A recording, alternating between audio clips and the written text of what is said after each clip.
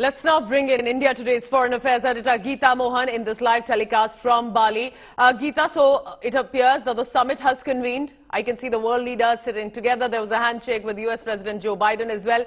It is very interesting that Russian Premier Vladimir Putin did not come. That could have been fireworks this time. What are you picking up about not only Prime Minister Modi's meeting, but specifically his meeting with these top leaders? What could be on the agenda? Well, it is very important and significant because, again, it comes at a time when the world is grappling with an economic crisis and economic issues. Stability certainly a concern, unpredictability, unreliability also a concern. But like you said, a Russian president giving G20 a miss is significant. Sergei Lavrov, the foreign minister of Russia, is leading the delegation, and there are going to be significant meetings and conversations with regards to how to bring about peace. Yesterday, when we were speaking to the Indonesian leadership, the B20 chair, Rishi, who said that apart from the priority of talking about the planet, the fact that there needs to be prosperity, he also spoke about peace, that peace has to be very important to ensure that there is stability and that economic growth can only happen if peace prevails, which means that the Russia-Ukraine war certainly is going to prevail when it comes to conversations with leaders, the stance that various leaders are taking. But Pooja, in the bilateral meetings, it is also going to be about how to take ties and relations forward at a time when when India and various other countries, particularly countries like the United Kingdom and the US, are still looking at trade agreements that have not been concluded.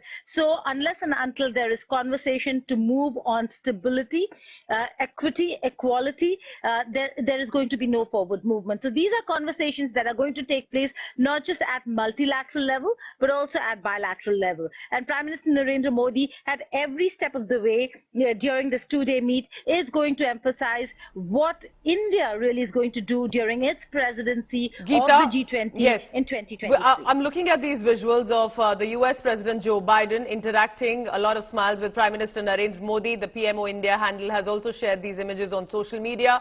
One cannot help but think, of course, this happens on all summits, that there is a handshake, there is a warm greeting, but the manner in which in the past few years India has represented itself, it's not on the defensive, it is a diplomacy with a certain confidence that's been out there for the world, with independent decisions that are being taken despite the pressures of the Western world, for example, on the Ukraine war and more. There is an India that's coming forth on an international level with much more confidence.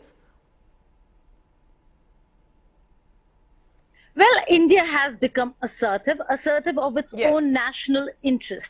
And that's very important. The level playing field that India has created for itself, in itself is impressive in the past few years. Not being kowtowed or bowing down to any Western power or a developed country. We know that the United States of America does have a lot of problems and concerns with regards to India's stand vis-a-vis Russia in the Russia-Ukraine war.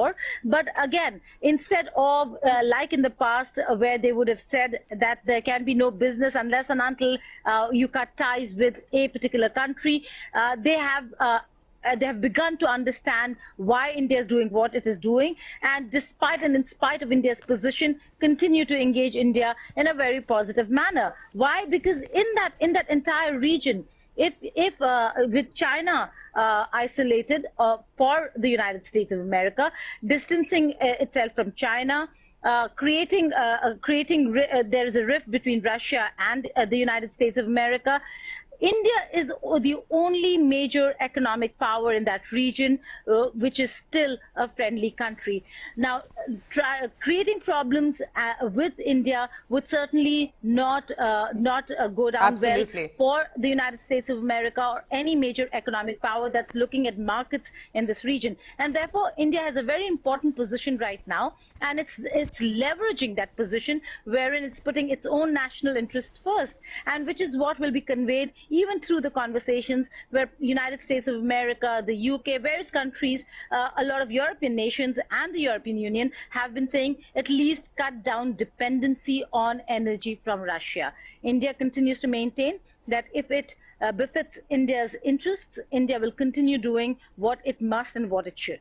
Very interesting. Geeta Mohan bringing us the details. And I noticed that brief interaction there with S. Jaishankar, also the National Security Advisor present with Prime Minister Modi, and the meeting with US President Joe Biden. Remember, there are going to be a lot of conversations and interactions, and it will be about India's priorities. Like Geeta correctly mentioned, it's about putting national interests, domestic interests first, and that perhaps will also have a new global order becoming. Geeta Mohan will continue to bring us all the latest coming in from the beautiful place of Bali in Indonesia.